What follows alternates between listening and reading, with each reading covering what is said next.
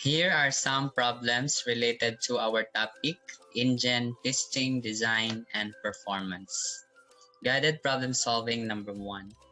A gasoline engine works on Otto cycle. It consumes 8 liters of gasoline per hour and develops power at a rate of 25 kilowatt.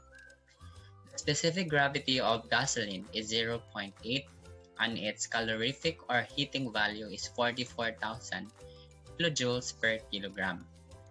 Find the indicated thermal efficiency of the engine. So as you can see here, we are given with the amount of fuel that can be consumed per hour in terms of liter. It is 8 liter.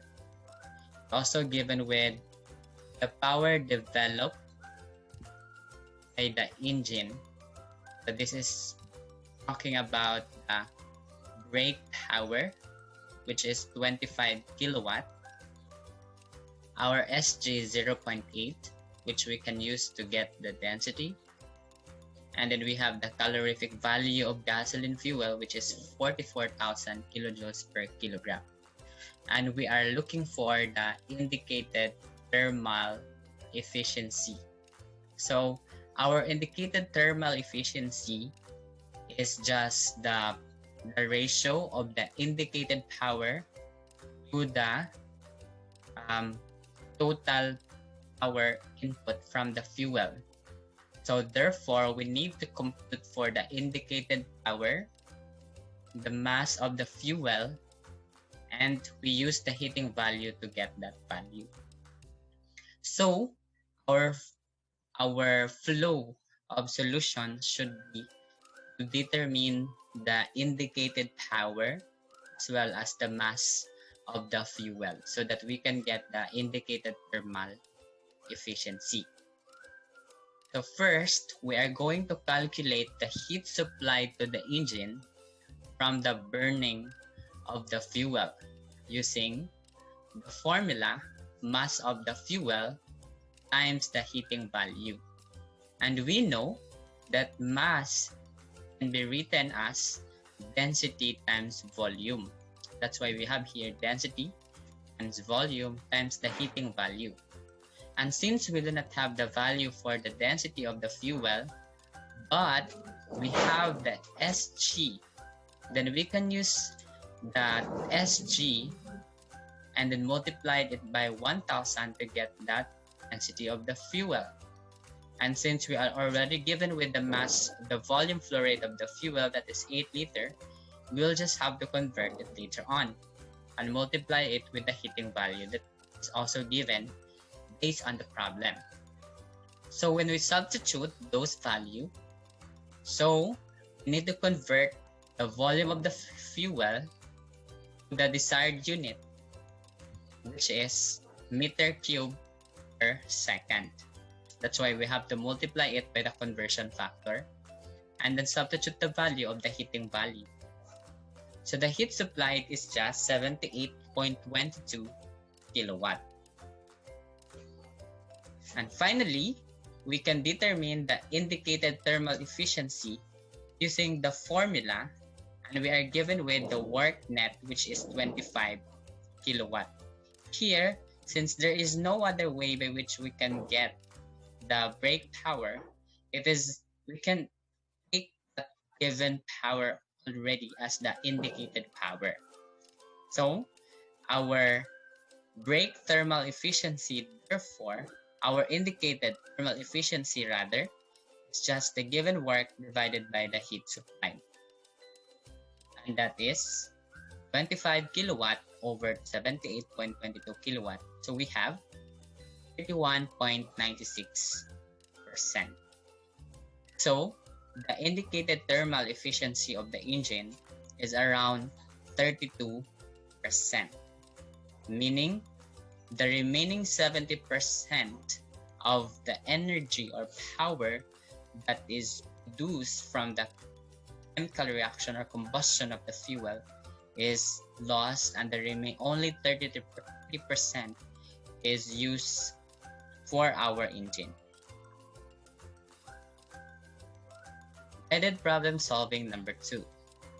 A diesel engine consumes fuel at the rate of 5.5 kg per second and develops a power of 75 kilowatt. If the mechanical efficiency is 85%, calculate a brake-specific fuel consumption and the indicated specific fuel consumption. The lower heating value of the fuel is 44 megajoules per kilogram.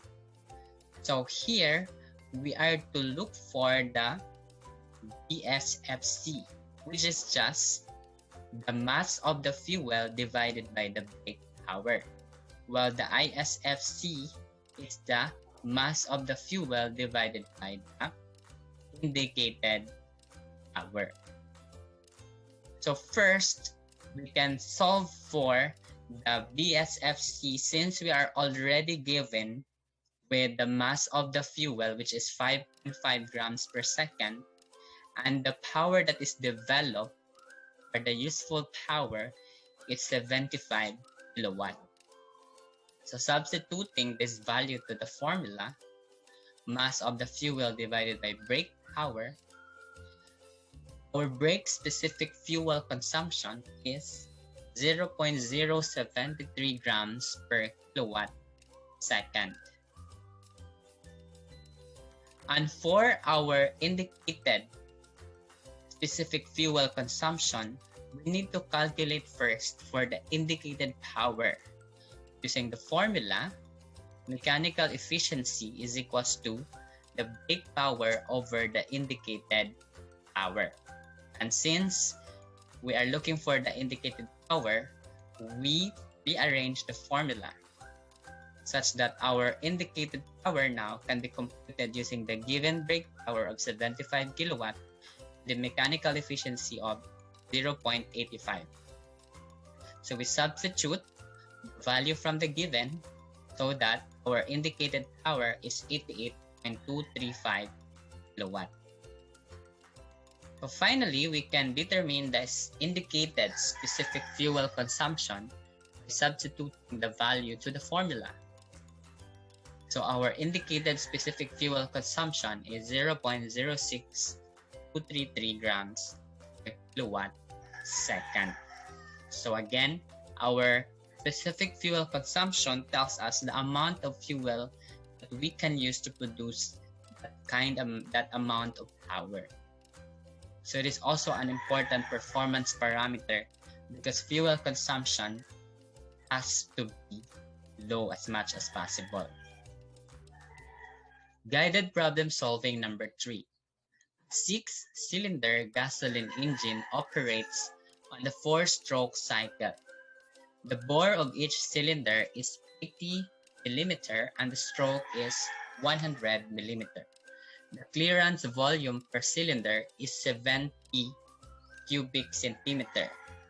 At the speed of 4,100 revolutions per minute and fuel consumption of 5.5 grams per second, and the torque developed is 160 Newton meter, calculate the brake power, the brake mean effective pressure, the brake thermal efficiency if the calorific value of the fuel is 44,000 kilojoules per kilogram, the relative efficiency on the brake power basis, assuming the engine works on the constant volume cycle of where K is 1.4 for air. So the first thing that we need to solve is the brake power. And as you can see, you can remember, we can solve the brake power if we have the value of the speed and the torque using the formula 2 pi nt over 60.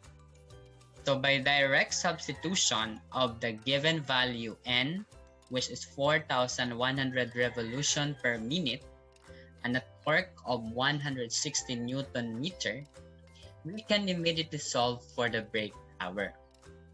So our brake power is just equals to 68.69 kilowatt. Take note that we need to convert our minute to second and convert as well our Newton to kilonewton for us to obtain a kilowatt value. Next is to compute for the brake mean effective pressure. So we can use our relationship PMV ln K over our PMV lana or K. So we will have to use that formula, and then since we are given with some value, we can directly substitute the value of the bore which is given in the problem, which is 80 millimeter, convert it to meter, 100 millimeter stroke, N which is 4,100 RPM, and the number of cylinder which is 6. So using our formula for brake power, which is PMB ln K over 60, if we rearrange this, solve for our PMB, we can write our PMB this way: 60 multiplied by BP over ln K. And since we already have our BP, we don't have problem with that. And for our area of the cylinder, the area is just pi over 4d squared. And for our N, since this is a 4-stroke cycle, our N will be divided by 2 for a 4-stroke cycle. So the reason for that, because one complete cycle is completed for 2 revolution of the crankshaft. This is why we have to divide it by 2. So upon substitution, so we have our PMB here. It's just equals to 6.66 bar. So we just convert kPa to bar. So our brake mean effective pressure is 6.66 bar. Next is to compute for the brake thermal efficiency. The brake thermal efficiency can be written in terms of the brake power, the mass of the fuel, and the heating value. And we can multiply it by 100%, and we can get a percentage equivalent.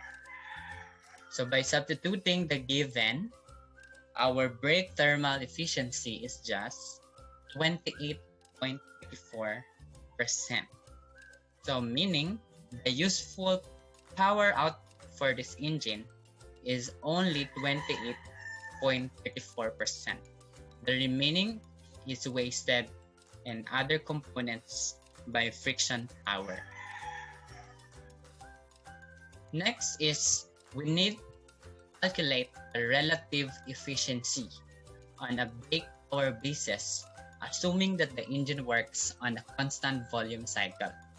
So the relative efficiency here is referring to the ratio of the brake thermal efficiency, because it speaks about the brake power basis. So the brake thermal efficiency to the Otto cycle efficiency. We will use the Otto cycle efficiency because this is a gasoline engine. This is a constant volume cycle. This is the reason why we need to calculate first for the Otto cycle efficiency, and then we divide 28.94 by that to get the relative efficiency, or how efficient this engine is as compared to the theoretical cycle. If you can remember, the theoretical cycle gives us the maximum possible performance of that kind of engine. So this will give us an idea how much really is the maximum. So since we do not yet have the value by which we can directly get the Otto cycle efficiency, but if you can remember, the Otto cycle efficiency can be solved if we have the compression ratio. And the compression ratio can be solved if we have the clearance volume and the swept volume.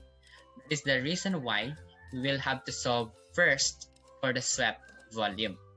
The swept volume can be computed if we have the diameter or the bore and the stroke using the formula pi over 4d squared L. Upon substitution from the given, our swept volume is therefore 160 pi centimeter cube. We will use centimeter cube because the problem gives us a clearance volume of 70 centimeter cube as well, so that they will have the same unit. So upon substitution, the value of our clearance volume from the given, which is 70 cc, to our formula for the compression ratio, which is just swept as clearance over the clearance volume, then our compression ratio is just 8.8. So now that we have the compression ratio, we can also solve for the Otto cycle efficiency using the formula 1 minus 1 over r to the power of a minus 1. Upon substitution of the value of r, which is 8.18, then our Otto cycle efficiency is 57%.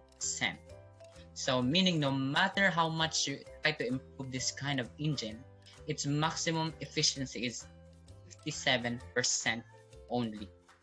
So you cannot go beyond 57%.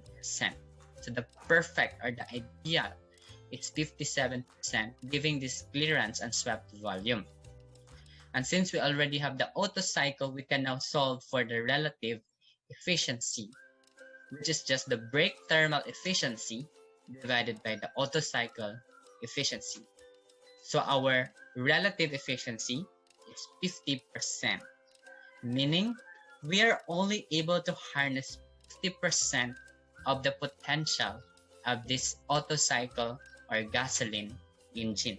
We can still improve this to make it higher. Guided problem solving number 4. A single cylinder and 4-stroke cycle, which is an ignition compression engine, when tested, the following observations are available. We have the area of the indicator diagram, which is 3 centimeters squared, the length of the indicator diagram, which is 4 centimeters, the spring constant, which is 10 bar per cm, speed of the engine, which is 400 revolution per minute, brake drum diameter 120 cm, dead weight on the brake 380 Newton, spring balance reading 50 Newton, fuel consumption 2.8 kilogram per hour, heating value of 42,000, cylinder diameter of 16 centimeter, stroke of 20 centimeter. We are to determine the friction power, the mechanical efficiency, brake specific fuel consumption, and the brake thermal efficiency. For the friction power, our flow of analysis is compute for the indicated power and the brake power. Because when we have those values, we can get the friction power. For the calculation of our brake power, since we are not given directly with the torque, which we can substitute directly to get for the brake power using 2 pi nt. Since we do not have the torque, we need to solve for the torque.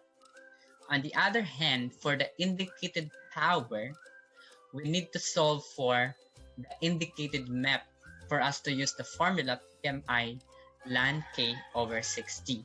And since we're not given also with that, we need to solve for the PMI, for the IP, we need to solve for the torque, for the BP.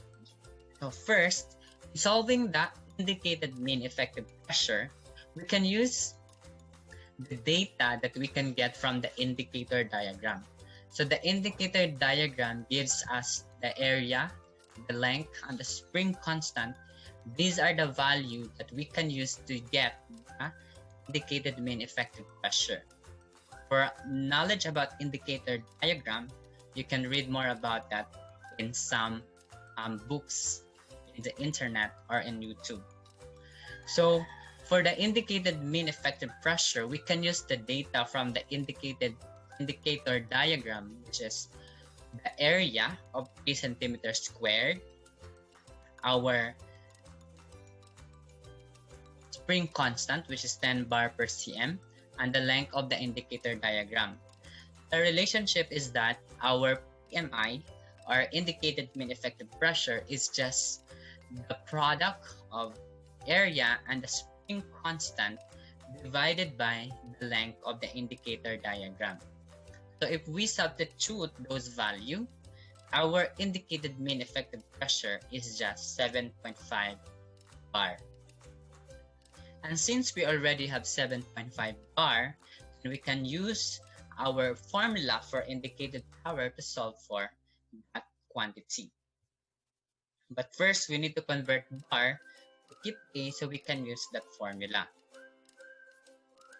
So the indicated power can be solved using the formula and the given from the problem, which is we have the stroke, the diameter of the cylinder.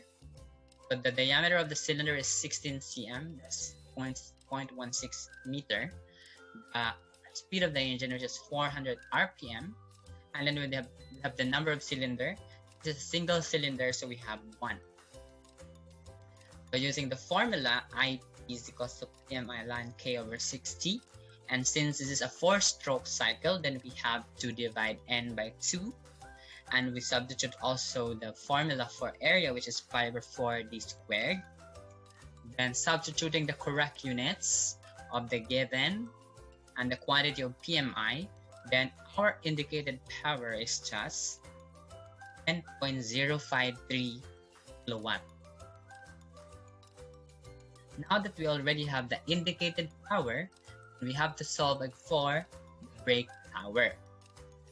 So if you can still remember, one in the analysis of measurement of the brake power is the instrument called dynamometer. Here we are given with a brake drum, and the brake drum is used to test or to measure that value. The brake drum diameter is 120 cm. The dead weight is 380 Newton, and the spring balance is 50 Newton. We can use the formula of the brake power by substituting the value that we already have to the brake power formula, which is IDN multiplied by W minus S. It is still derived from our 2 pi nt over 60, but this time we just rearrange it so that we can have the brake power as I and D, or multiplied by W minus S. So our formula now, when we substitute all the value, we can get our brake power as 8.293 kilowatt. So when we already have the brake power and the indicated power, then we can determine the friction power using the difference of the two. The friction power is just 1.76 kilowatt. Consequently, you can also solve for the mechanical efficiency directly since we already have BP and IP. So the mechanical efficiency is 82.49%. So meaning our shafting are 82.49% efficient. And also, we can solve for the brake specific fuel consumption since we are given already with the fuel consumption of 0.8 kilogram per hour. Substituting that to the formula, our brake specific fuel consumption is 0.8376 kilogram of fuel per kilowatt hour.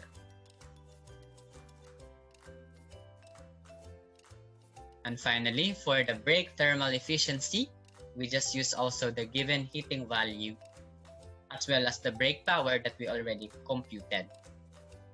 So substituting to the formula, our brake thermal efficiency is just 25.39%.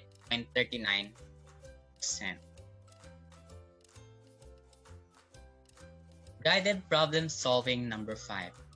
The following observations were recorded during a trial on a 4-stroke diesel engine. Power absorbed by non-firing engine when driven by an electric motor is 10 kilowatt. The speed is 1,750 RPM and the torque is 327.4 Newton meter. The fuel consumption is 15 kilogram per hour.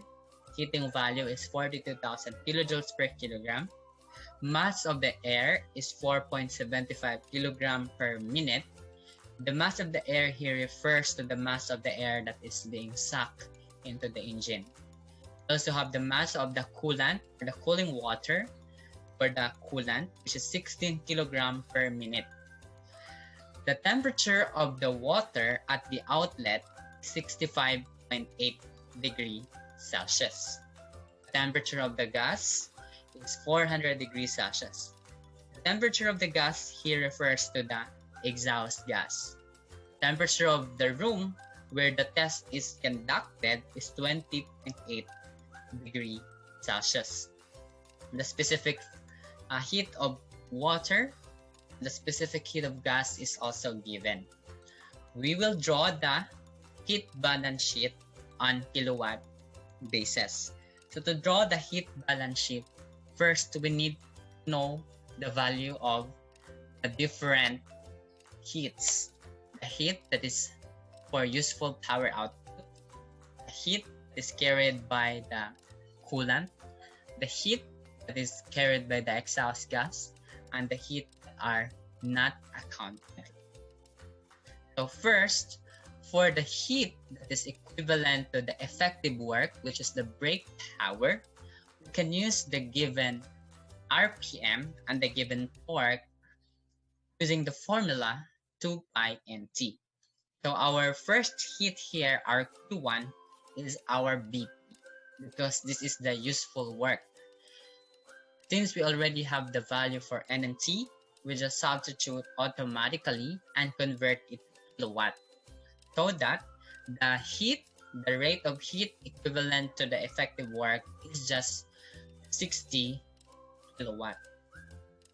Next is we need to calculate the heat rejected to the cooling medium.